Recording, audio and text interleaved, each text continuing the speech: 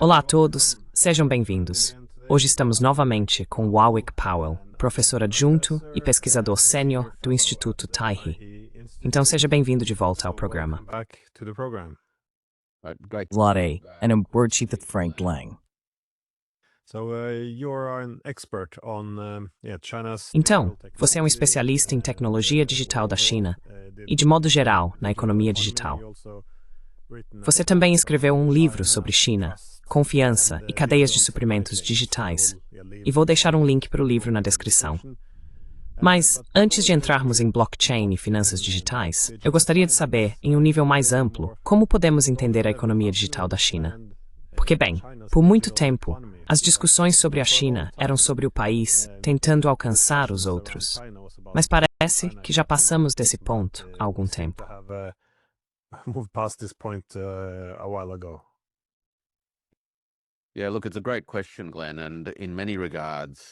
Sim, veja, essa é uma ótima pergunta, Glenn. E em muitos aspectos, acho que a recuperação da China começou há mais de uma década, quando vimos o surgimento de inovações em pagamentos digitais, especialmente nos ambientes do WeChat e Alibaba, que introduziram novas formas de interação entre pessoas e empresas em termos de pagamentos.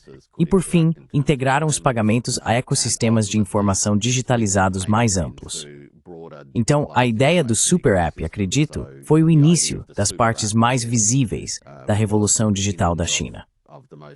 Desde então, a China realmente se concentrou, acredito, no que provavelmente poderíamos chamar de uma abordagem full stack para enfrentar essa questão da digitalização.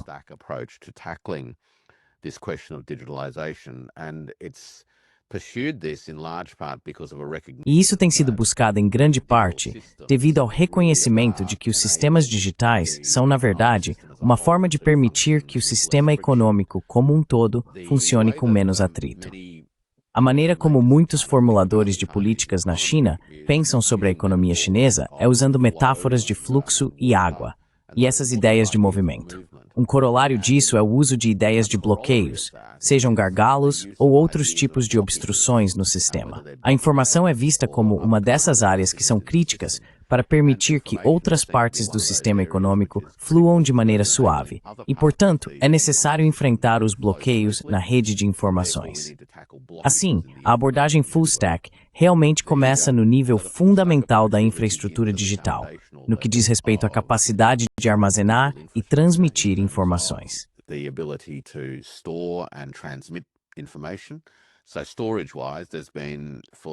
Em termos de armazenamento, há mais de uma década, existem projetos em grande escala voltados para armazenamento. Centros de dados sendo desenvolvidos, especialmente no oeste da China, onde estão mais próximos de fontes de energia baratas e principalmente renováveis, seja hidrelétrica, solar ou eólica. A transmissão, claro, é onde muitos reconhecem a liderança da China, especialmente no desenvolvimento de capacidades de redes móveis, primeiro com o 5G, depois o 5.5G, e agora com os trabalhos em andamento para as comunicações 6G. Além disso, agora que já resolvemos as questões de armazenamento e transmissão, tem havido movimentos dedicados à coleta de dados, especialmente utilizando sensores e dispositivos desse tipo para apoiar aplicações industriais, seja em iniciativas para revitalizar a agricultura por meio de inovações em tecnologia agrícola ou, em última análise, para possibilitar melhorias de eficiência no transporte, na logística e na própria produção.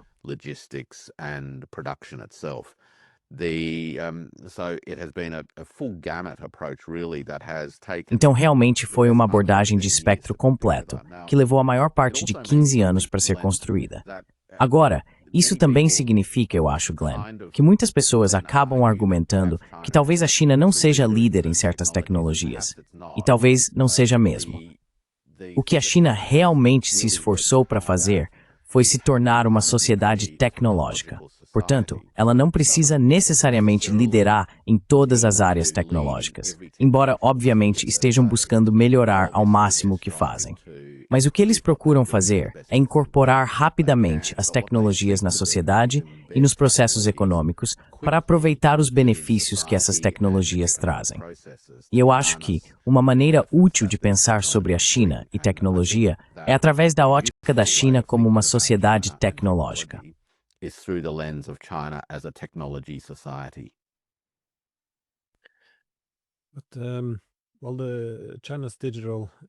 Bem, a economia digital da China agora se tornou uma parte cada vez maior e crescente do seu PIB. Eu fiquei curioso sobre como isso, acredito, reorganiza a economia chinesa, mas também qual é o plano para expandir isso? Porque parece que controlar as cadeias de suprimentos de baixo para cima é uma parte fundamental dessa segurança econômica.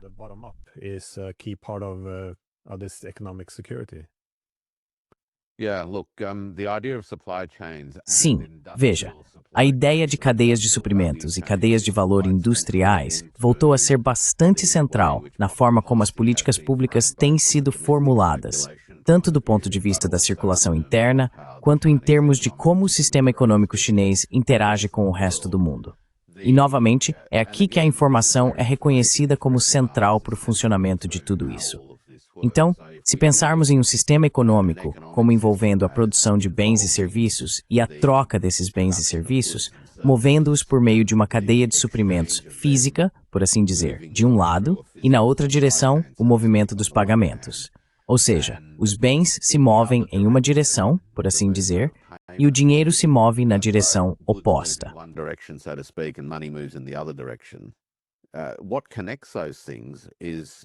O que conecta essas coisas é, na verdade, a informação. E é a infraestrutura digital que permite que esse componente de informação funcione de forma suave e quase invisível, para que as mercadorias possam se mover rapidamente.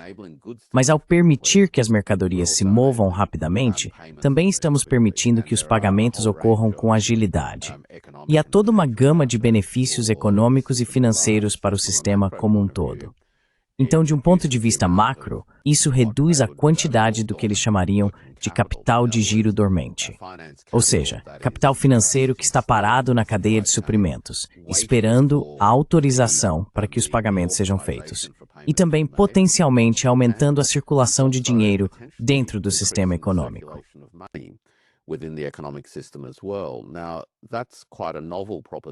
Agora, essa é uma proposta bastante inovadora, porque a economia tradicional parte do pressuposto de que a velocidade de circulação do dinheiro é um parâmetro fixo e que não muda.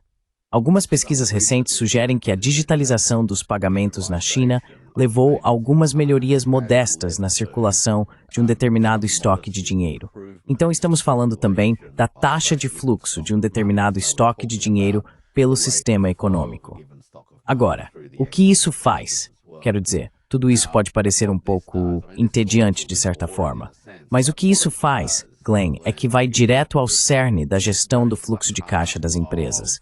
E também, por meio de uma melhor gestão do fluxo de caixa, reduz os custos de capital de giro para as empresas. Assim, as empresas precisam de menos capital de giro para fazer o que fazem. Elas pagam menos em custos de juros como resultado disso.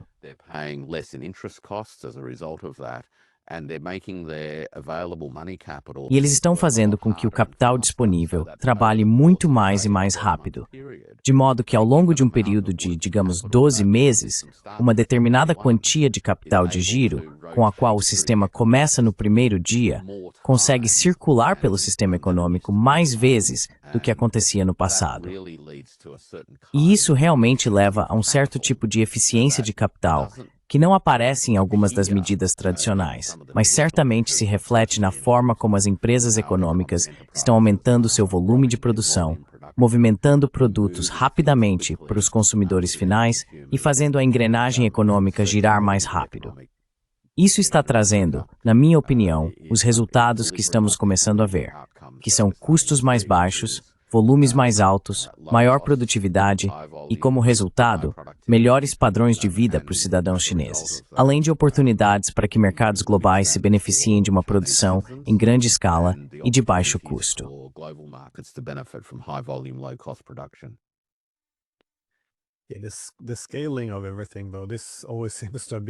A questão da escala de tudo sempre parece ter sido uma das grandes vantagens competitivas da China. Ter controle adequado sobre as cadeias de suprimentos e, claro, torná-las eficientes. Mas um tema que frequentemente é levantado é o argumento de que na China há controle estatal. Às vezes isso é exagerado, mas por causa disso, Assumia-se que a economia seria menos eficiente, menos dinâmica, devido ao excesso de controle governamental. Novamente, esse é um problema comum na economia. No entanto, vemos que na China, em comparação com países como a Índia, muitas vezes há mais competitividade entre as diferentes regiões. Como você explica esse dinamismo econômico? Como eles conseguem organizar isso?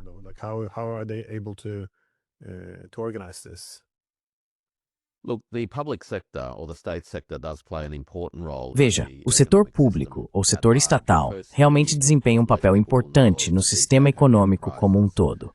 Em primeiro lugar, é claro, a maioria das pessoas conhece as empresas estatais como os principais atores em alguns dos setores mais estratégicos, seja na siderurgia ou em atividades industriais pesadas. O que provavelmente é menos comentado é o fato de que o setor financeiro também é predominantemente estatal, o que significa que a alocação de novo capital, a criação de crédito, seja industrial ou comercial, é guiada por imperativos de política pública, em vez de necessariamente pelos critérios de retorno de curto prazo que bancos comerciais privados poderiam priorizar. Portanto, o setor público realmente desempenha um papel importante nesses dois principais aspectos.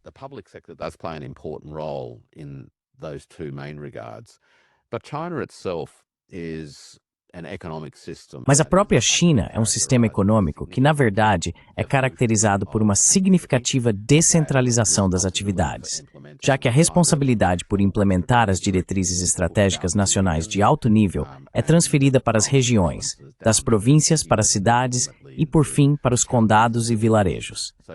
Portanto, a China, nesse nível, é um país incrivelmente distribuído. Um organismo, até mesmo. Muitas decisões são tomadas localmente sobre como exatamente irão cumprir os objetivos macro determinados em nível nacional. E algumas pessoas já falaram sobre a economia dos prefeitos, certo?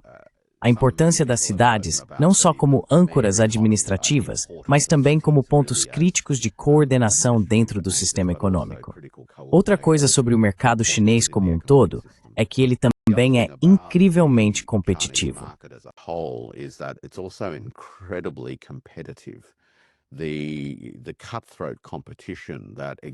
A competição acirrada que existe internamente atravessa todo o corpo econômico, desde veículos elétricos até a fabricação de baterias, chegando até os mercados de frutas e verduras.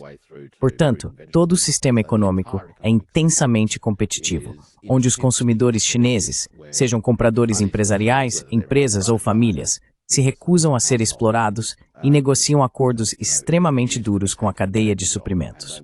Assim, você tem sistemas incrivelmente enxutos e altamente competitivos que impulsionam as empresas a tomar algumas atitudes, Glenn.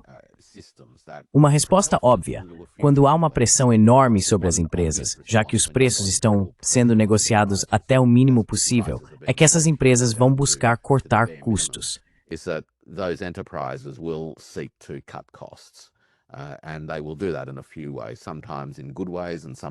E eles farão isso de algumas maneiras, às vezes de formas boas e às vezes de formas ruins. As formas ruins são aquelas que, no final das contas, prejudicam a continuidade da empresa porque eliminaram capacidades. Por exemplo, reduziram a manutenção, o que leva a problemas futuros. Mas as boas medidas de redução de custos são os investimentos feitos em novas tecnologias e processos de trabalho. Assim, a automação passa a ser uma resposta à enorme pressão para a redução de preços e receitas, ou mais precisamente de margens. Outra coisa, claro, é que veremos, acredito, em alguns desses setores, processos de consolidação, à medida que empresas menores, especialmente, sejam absorvidas por empresas maiores.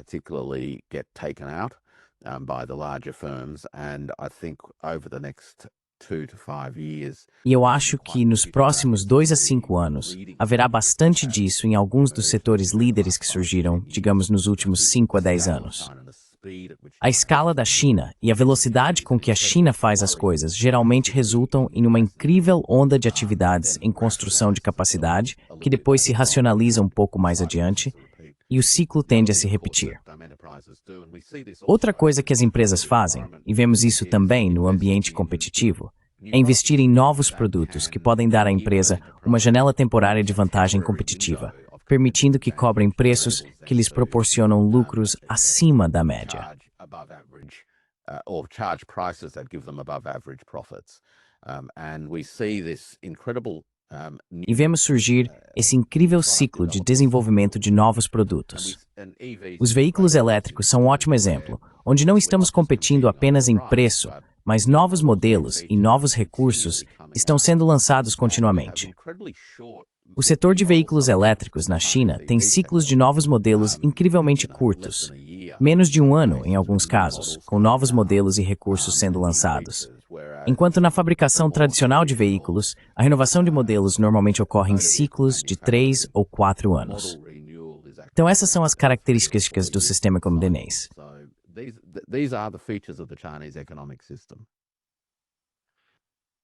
But as the Chinese economy develops, Mas, à medida que a economia chinesa se desenvolve com muito sucesso, muitos países gostariam de replicar isso. É interessante como a China geralmente é vista como um modelo por muitos países quando eles buscam implementar suas próprias reformas. Mas países como a Índia parecem não conseguir replicar os sucessos da China. Então, o que é? Não o ingrediente secreto, mas o que impede esses países de seguir o caminho da China. prevents them from following the path of China. I don't know whether this particular view that Eu não sei se essa opinião que vou expressar é necessariamente controversa ou não, mas tendo a pensar que um dos desafios que a Índia enfrenta é que, em certos aspectos, ela se tornou excessivamente dependente do investimento estrangeiro direto, no qual o capital estrangeiro entra, estabelece empresas na Índia, mas na verdade não transfere tecnologia ou capacidade. Então esse é um ponto. Acho que existem algumas questões sobre como o investimento estrangeiro é integrado ao sistema econômico indiano como um todo. O segundo ponto, que considero um desafio contínuo na Índia, é a infraestrutura econômica fundamental. Conseguir fornecer energia, transporte e informação a custos extremamente baixos.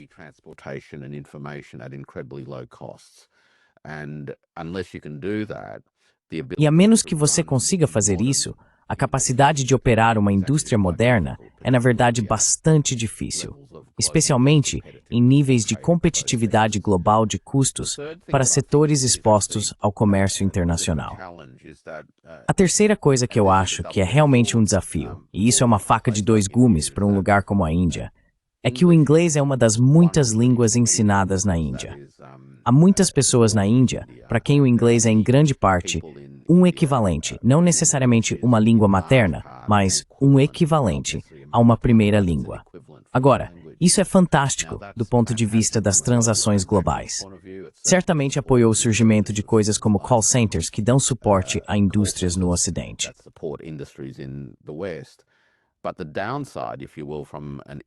Mas o lado negativo, por assim dizer, do ponto de vista do desenvolvimento econômico da Índia, é que muitos dos indianos mais brilhantes podem facilmente sair do país, estudar em outros lugares e muitas vezes não voltam para a Índia. Então, a faca de dois gumes de ter essa habilidade linguística fundamental, na minha opinião, também pode prejudicar a Índia tanto quanto cria oportunidades para os indivíduos envolvidos. Esses são alguns dos fatores que, acredito, criam desafios para o sistema socioeconômico que ainda precisam ser superados. Tenho certeza de que existem muitos outros, e pessoas mais familiarizadas com a experiência econômica indiana provavelmente poderiam aprofundar muito mais essa questão.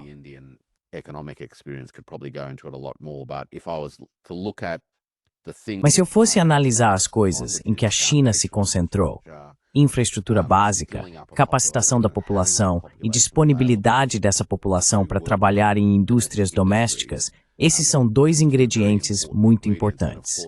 E claro, a forma como a transferência de tecnologia e conhecimento ocorreu ao longo dos últimos 40 anos também é bastante fundamental. O papel do investimento estrangeiro direto não foi apenas entrar e explorar mão de obra de baixo custo, o que de fato aconteceu, mas também levou à transformação de todo o ecossistema na China, à medida que as empresas aprenderam com sua exposição aos investidores estrangeiros.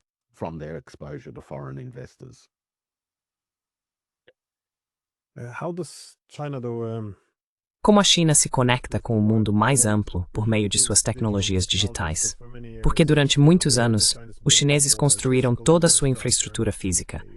Havia as grandes empresas, elas tinham todas as capacidades, o know-how, a força de trabalho, e então foram para o exterior desenvolver essa infraestrutura da iniciativa Cinturão e Rota ao redor do mundo. Mas agora, com o conceito da Rota da Seda Digital e tudo isso, como a China está usando isso para também desenvolver outros países, mas também, de fato, conectar a China ao mundo mais amplo?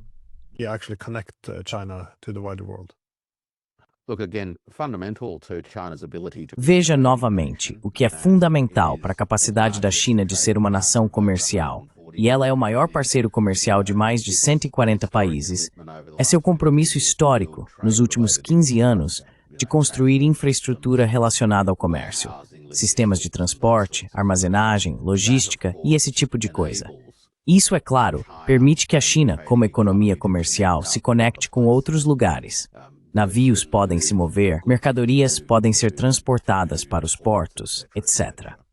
O papel da Rota da Seda Digital, como você mencionou, é basicamente construir uma camada sobre esse substrato físico de transporte e logística, por assim dizer, que permitirá que outros lugares interajam com a China de uma forma muito mais eficiente, como eu estava descrevendo anteriormente.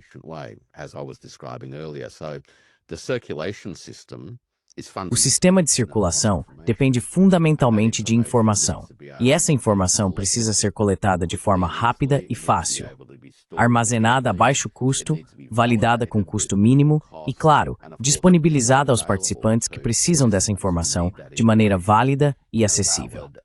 Em um sentido técnico, o que a China está fazendo com sua infraestrutura digital é criar plataformas que superam problemas históricos de assimetria de informação, que é quando diferentes partes sabem coisas diferentes, e de sincronia, ou assincronia de informação, que é quando diferentes partes sabem as coisas em momentos diferentes.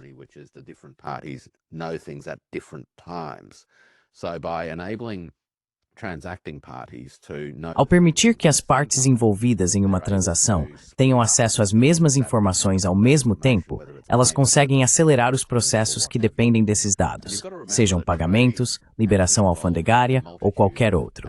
E é importante lembrar que o comércio envolve, na verdade, uma infinidade de agentes. Além do comprador e do vendedor, é comum haver agentes de importação, operadores logísticos, transportadoras, gerentes de armazém que armazenam e embalam mercadorias, além de banqueiros e seguradoras. Todos esses participantes precisam saber algo sobre as cargas que estão sendo transportadas em contêineres. Essas informações permitem que os bancos liberem pagamentos, por um lado, e também possibilitam que a alfândega libere as mercadorias rapidamente, evitando que as cargas fiquem paradas nos portos.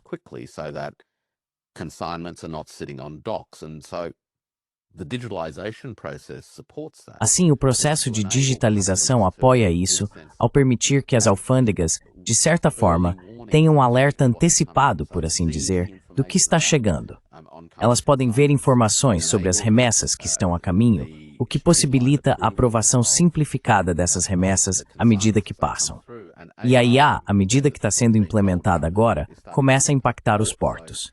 Nos últimos 3 anos, o uso de automação nos portos da China realmente se intensificou, com robótica e sistemas de telecomunicação 5G, de modo que o cérebro do porto, por assim dizer, pode se comunicar com todos os dispositivos, sejam eles transportes terrestres para movimentar contêineres, ou os guindastes para retirar contêineres dos navios ou colocá-los nos navios.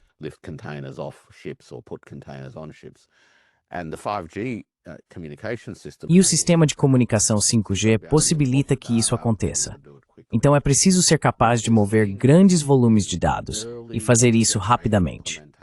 O que estamos vendo agora é a implementação de primeira geração da IA, com modelos de DeepSeek sendo realmente usados para permitir a varredura rápida dos dados dos contêineres, para que a alfândega possa tomar decisões rápidas sobre se um container está em conformidade ou não. Vi relatos sugerindo que o uso de IA para escanear contêineres está reduzindo a equipe responsável por esse trabalho de 3 pessoas para 1. Imediatamente, há um ganho de produtividade aí, mas também está reduzindo o tempo necessário. shortening the amount of time. So whereas checking the paperwork on Enquanto checar a documentação dos contêineres e conferir o que havia dentro deles costumava levar muito tempo, estou falando de horas, agora estamos vendo uma situação em que a leitura de códigos nos contêineres e embalagens usando IE está confirmando o conteúdo e a conformidade em questão de minutos. Isso é bastante transformador, porque significa que as mercadorias continuarão circulando rapidamente pelos portos. Na verdade, haverá menos necessidade de infraestrutura de armazenamento nos portos, porque estamos fazendo com que as coisas passem e cheguem ao destino o mais rápido possível. E isso está tendo impactos reais no comércio. Então, ao conseguir acelerar esse sistema, conseguimos, por exemplo, permitir que pessoas exportem produtos para a China.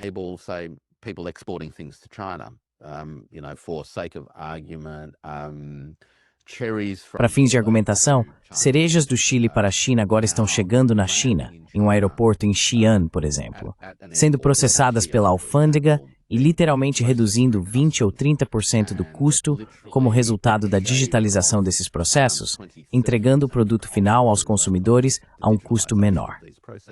Então, novamente, isso está permitindo que essa economia de baixo custo e alto volume continue a se desenvolver e abrindo mercados, abrindo o mercado chinês para outros países enviarem seus produtos. A última coisa que vou mencionar sobre esse ponto, Glenn, em relação à interação com outros países, ou talvez duas coisas, é que isso também está envolvido.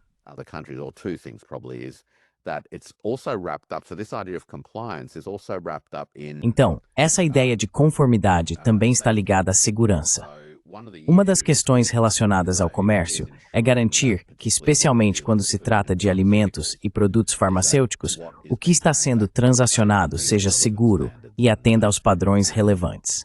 Esses sistemas digitais estão sendo desenvolvidos para melhorar a segurança das cadeias de suprimentos desde a origem até o destino, entregando um produto mais seguro em ambas as direções, tanto para as exportações chinesas quanto para as importações na China.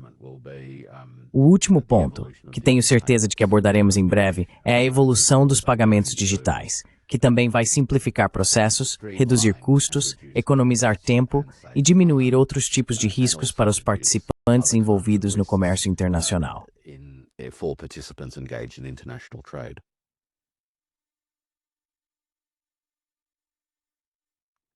Essa é enorme, mate. Sorry.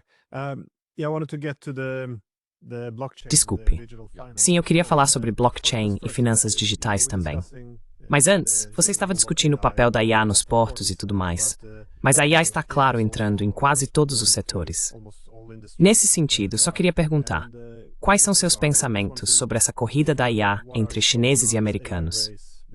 Porque dizem que a IA exige muitos dados e poder de processamento. Novamente, os chineses parecem coletar muitos dados, e imagino que também seja necessário ter energia barata, que os chineses parecem ter em abundância e estão desenvolvendo ainda mais. Mas o que mais há nisso? Você vê os chineses avançando rapidamente? Ou bem, como os chineses podem fazer coisas como a OpenAI, que os americanos não conseguem fazer?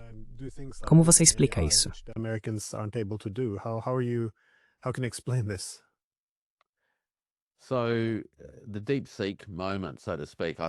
Então, o momento DeepSeek, por assim dizer, destacou algumas questões sobre essa competição de IA, ou melhor, sobre o ecossistema global de desenvolvimento de IA, e evidenciou 3 principais diferenças, por assim dizer, nas abordagens que estão se desenrolando nos Estados Unidos e na China.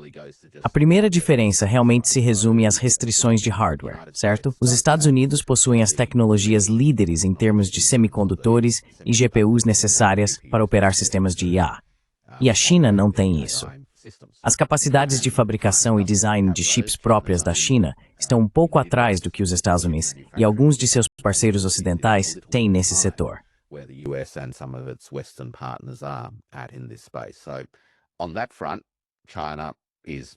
Nesse aspecto, a China está correndo atrás. E ela está correndo atrás de 2 maneiras. E essas 2 maneiras são bastante importantes, porque mostram como as restrições se tornam a mãe da invenção. certo? Então, enquanto eles foram limitados por restrições de hardware, eles resolveram isso por meio de software e algoritmos, que permitem um uso mais eficiente de hardware inferior do ponto de vista computacional. E, portanto, reduzem a quantidade de energia necessária por uma determinada quantidade de computação. E, claro, eles têm sido muito bem-sucedidos em oferecer custos de energia mais baixos.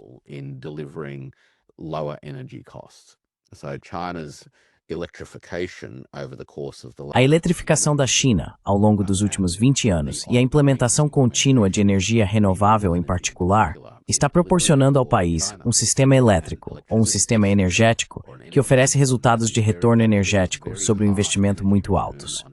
Isso se manifesta em preços extremamente baixos, tanto para uso industrial quanto doméstico. Assim, a energia de baixo custo está compensando deficiências de hardware com algoritmos inteligentes. E a terceira principal diferença é o próprio modelo operacional. Trata-se do modelo operacional de código aberto versus o modelo de sistemas proprietários.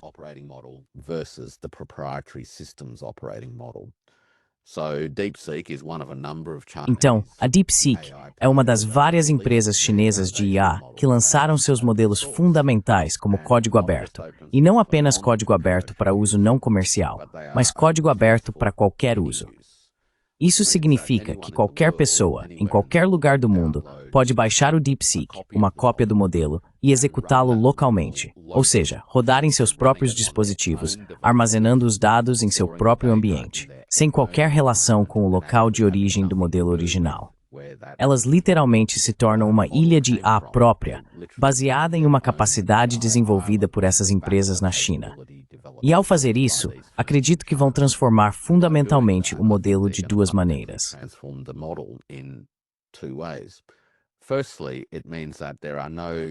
Em primeiro lugar, isso significa que não existem barreiras profundas, nenhum grande fosso, para que pessoas ao redor do mundo realmente aproveitem as possibilidades da IA. E isso enfraquece a abordagem proprietária e dominada por sistemas que vêm das grandes empresas de tecnologia dos Estados Unidos.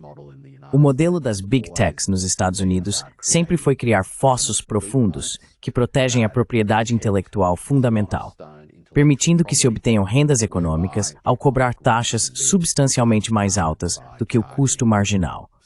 Esse é o modelo ocidental. O que está vindo da China, é claro, é a possibilidade de baixar essas coisas e executá-las localmente.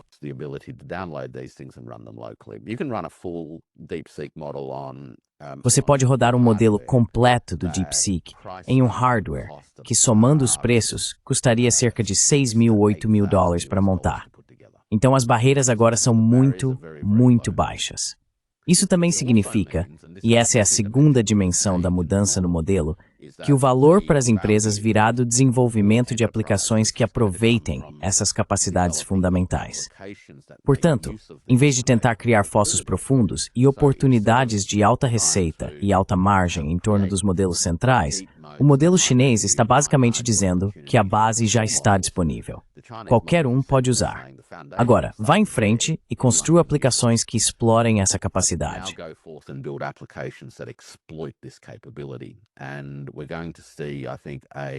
E vamos ver, eu acho, uma explosão, no que eu chamaria de forma geral, de mundo downstream do desenvolvimento de aplicações, porque é aí que você vai obter os maiores retornos. Então, acredito que é para esse caminho que estamos indo. A China vai ter algumas vantagens em custos de energia. Atualmente, ela tem algumas desvantagens em microprocessadores, mas suspeito que essa diferença está diminuindo. Na verdade, há indícios de que existe uma confiança silenciosa de que a China superou a tempestade e basicamente não vai enfrentar nenhum impedimento nesse aspecto. Vemos isso nas reações mais recentes às aprovações do governo Trump para a NVIDIA exportar chips H20 feitos especificamente para a China. Chips H20.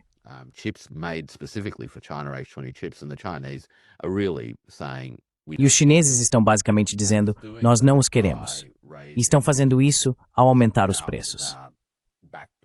Existem algumas dúvidas sobre portas dos fundos e questões de segurança em relação a esses chips, o que é irônico, claro, porque esse foi o plano de ação, ou a estratégia, que os Estados Unidos usaram em relação à tecnologia chinesa nos últimos 10 anos.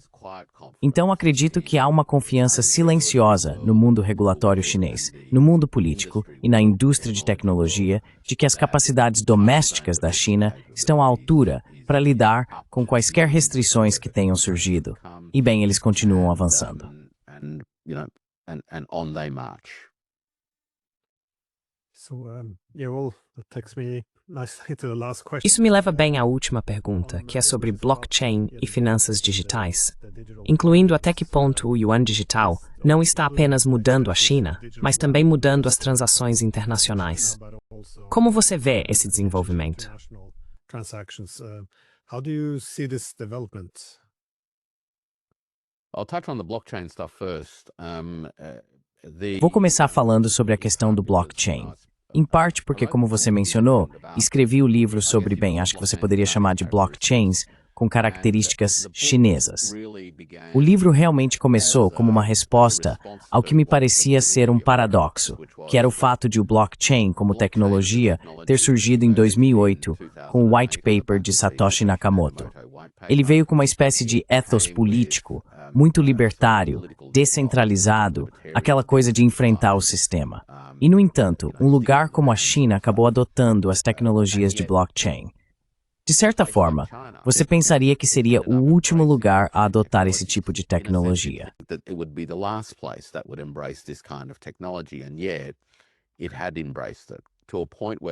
E ainda assim, o país a adotou a tal ponto que em 2019, o presidente Xi Jinping descreveu o blockchain como uma das 5 tecnologias centrais que a China precisava desenvolver como parte de sua estratégia contínua de digitalização. Portanto, o blockchain com características chinesas possui algumas dimensões interessantes. Uma delas é que o objetivo dos registros distribuídos, ou blockchains, é garantir a integridade da informação. Esse é, na verdade, o principal motivador na abordagem ao blockchain. Combater questões relacionadas à fraude informacional. Estamos vendo isso na forma como blockchains têm sido usados para operar registros que acompanham a emissão de recibos, que são utilizados para declarações de impostos. Durante muito tempo, existia um mercado de recibos falsos e fraudulentos, chamados de fapiao em chinês.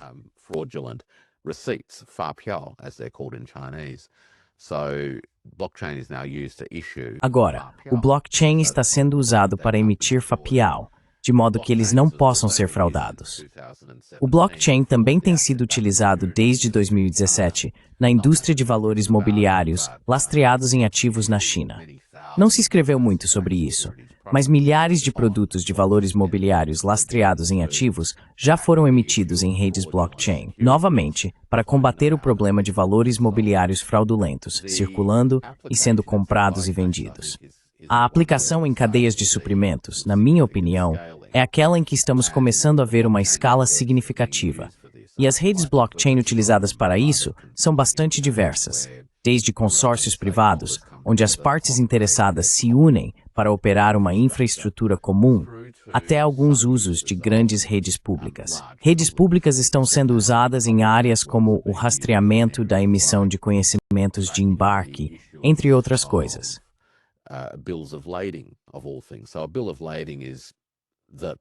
Então, o conhecimento de embarque é o documento fundamental necessário para viabilizar o comércio transfronteiriço. Sem ele, um container não embarca em um navio. Portanto, o conhecimento de embarque é central para tudo: seguro, pagamentos, embarque no navio, liberação na alfândega, etc.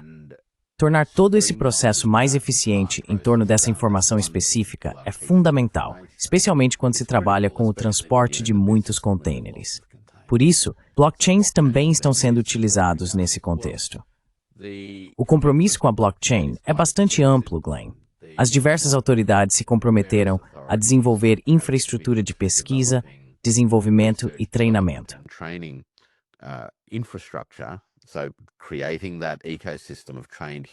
Portanto, criar esse ecossistema de pessoas treinadas para realizar tarefas, com Pequim visando treinar 500 mil de pessoas competentes em blockchain ao longo do restante desta década. E isso não significa apenas programadores que sabem escrever software, mas também pessoas envolvidas na regulação legal de registros distribuídos, até pessoas capazes de projetar sistemas de governança, etc, etc. Ou seja, todo esse esforço de ecossistema. Esse é o tipo de acompanhamento da informação. O que a China fez foi proibir o uso de blockchains para criptomoedas, o que nos leva às moedas. A China, como você sabe, implementou um teste do Yuan digital, o RMB digital, ou RMB como quisermos chamar, e trata de uma moeda digital emitida pelo Banco Central. And it is a central bank digital currency. It isn't run on a public blockchain network, but Ele não funciona em uma rede blockchain pública, mas é entregue em um tipo de livro-razão distribuído, o que significa que há mais de um computador envolvido na manutenção da integridade dos registros. Esse projeto do Yuan Digital começou lá em 2013 ou 2014, após a crise financeira global. Na época, já havia algumas preocupações sobre o potencial uso do dólar como arma. Isso se tornou particularmente relevante após as reações do Ocidente à Rússia na Crimeia e na Geórgia. Então, esse momento serviu como um impulso catalisador para a China começar a pensar mais sobre isso. Mas também havia preocupações mais mundanas, como o fato de que o SWIFT estava custando uma fortuna. SWIFT was costing a fortune. SWIFT was incredibly slow. O SWIFT era incrivelmente lento, e havia o desejo de explorar maneiras de obter sistemas mais rápidos e baratos, sem envolver muita geopolítica. Avançando 10 anos, é claro, estamos em um ambiente geopolítico muito mais intenso. Essa tecnologia e os aprendizados que vieram desse período de P&D e depois dos testes de campo, então está em teste agora, e provavelmente ficará em teste por mais 5 anos. Dezenas de milhões de usuários, muitos e muitos casos de uso, mas ainda não foi lançado oficialmente, embora Glenn agora já seja considerado parte da base monetária. Portanto, a implementação do RMB digital agora faz parte integrante da política monetária.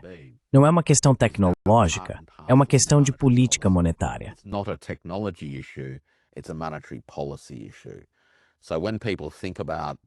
Então, quando as pessoas pensam sobre a taxa de adoção e a quantidade de RMB digital circulando pelo sistema econômico chinês, alguns dizem, poxa, não é muito se comparado ao sistema como um todo. Bem, não vai ser mesmo. Porque até que eles drenem a liquidez do sistema e a substituam pelo RMB digital, ele só vai se espalhar aos poucos. Caso contrário, isso criaria instabilidades no sistema financeiro como um todo. Então é isso que o RMB digital tem feito. Ele é, principalmente, um instrumento doméstico. Vários testes foram implementados para transações transfronteiriças, e é provável que ele expanda seu papel como instrumento de pagamentos internacionais, que será integrado aos dados da cadeia de suprimentos baseados em blockchain.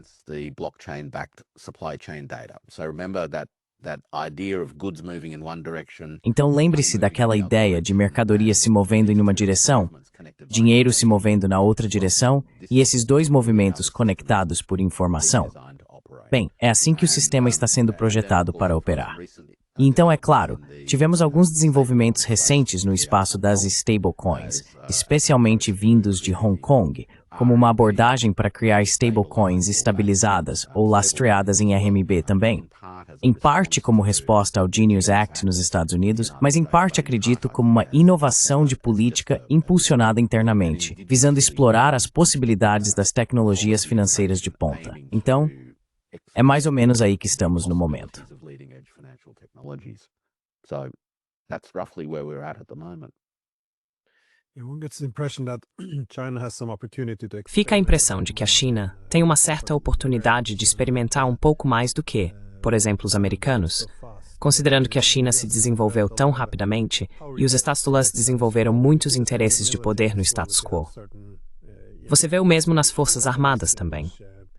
Se existem certas armas nas quais as pessoas têm interesse em manter, bem, a China, ao saltar algumas dessas tecnologias, parece ter um pouco mais de flexibilidade para experimentar. Porque, na indústria financeira dos Estados Unidos, há tantos interesses poderosos que você seria muito cauteloso em perturbar qualquer coisa, eu acho, com essas tecnologias. Não estou dizendo que eles não fazendo isso, mas acho que muitas vezes se torna mais difícil. Yeah, it's a great observation, actually, Glenn. É uma ótima observação, na verdade, Glenn, que a maturidade dos sistemas incumbentes é, na verdade, seu maior inimigo, já que as elites incumbentes que se beneficiam dos sistemas, instituições e tecnologias predominantes trabalham arduamente para desacelerar as mudanças. E quando as mudanças acontecem, elas se esforçam incrivelmente para moldá-las de maneiras que esperançosamente as beneficiem diretamente. Ou, pelo menos, consolidem suas posições com benefícios de longo prazo. Quero dizer, acho que esse é o caso, na verdade, com o Genius Act.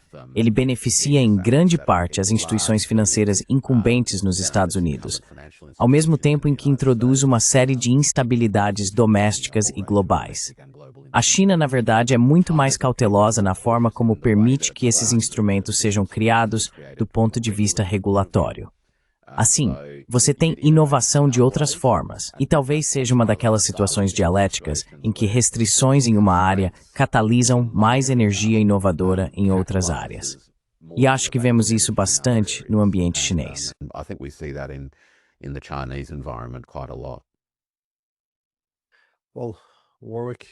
Bem, Warwick, já tomei muito do seu tempo, então muito obrigado.